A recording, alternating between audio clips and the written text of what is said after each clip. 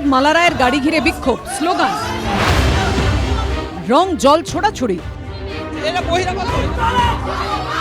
সরস্বতী পুজোর পর বহিরাগত ইস্যুতে ফের উত্তপ্ত হয়ে উঠল যোগেশচন্দ্র চৌধুরী ল কলেজ।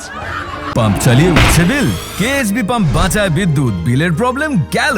বিদ্যুৎ সাশ্রয়কারী জার্মান টেকনোলজিতে তৈরি কেএসবি পাম্প। পয়সা বাঁচাও, টেনশন ভাগাও।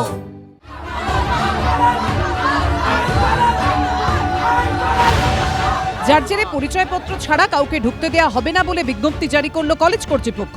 বুধবার সকালে পরিচালন সমিতির বৈঠকে যোগ দিতে কলেজে আসেন চেয়ারপারসন এবং তৃণমূল সাংসদ মালা রায়। তখনই কয়েকজন বহিরাগতর ক্যাম্পাসে ঢোকার অভিযোগ তুলে তৃণমূল সাংসদের গাড়ি ঘিরে বিক্ষোভ দেখাতে শুরু করেন তৃণমূল ছাত্র পরিষদেরই একাংশ।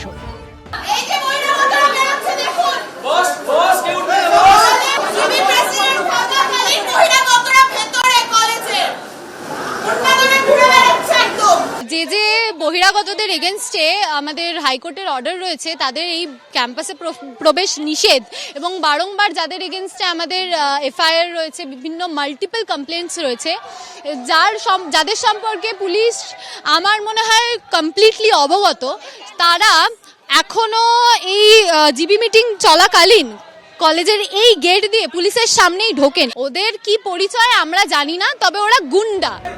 দুপুর 1টা নাগাদ পুলিশের নিরাপত্তায় মালা রায় কলেজ ক্যাম্পাস থেকে বেরিয়ে যেতেই নতুন করে উত্তেজনা শুরু হয়। বিক্ষোভকারী টিএমসিপি পড়ুয়াদের দিকে রং জল ছুঁড়তে শুরু করে অপরপক্ষ।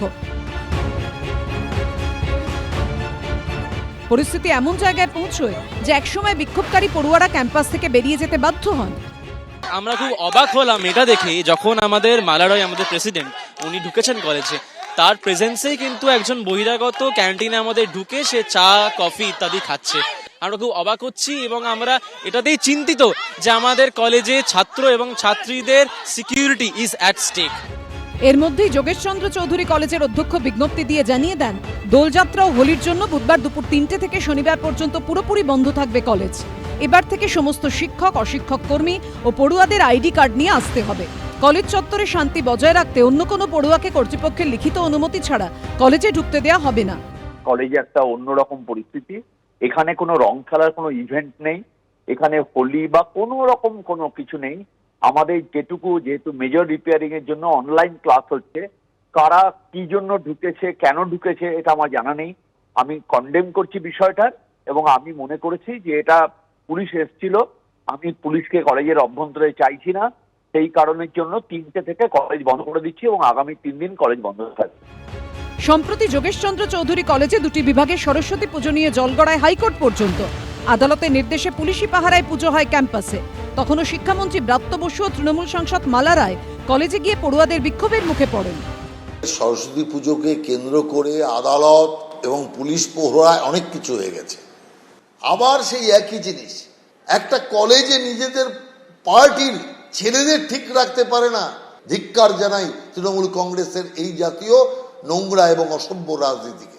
আমি তো বহিরাগতকে কলেজের ভেতর পড়াশোনা করে তা তো দুটো জানি না আমি, তো সেটা প্রশাসন দেখবেন আর প্রিন্সিপালরা আছে, প্রিন্সিপালরা দেখবেন। সুতরাং দুটো কলেজ চলছে, ডে আর মর্নিং। আমার মনে হয় ব্যাপারটা নিজেদের মধ্যে মিটে যাবে, আমরা ভেতরে কোনো সমস্যা নেই।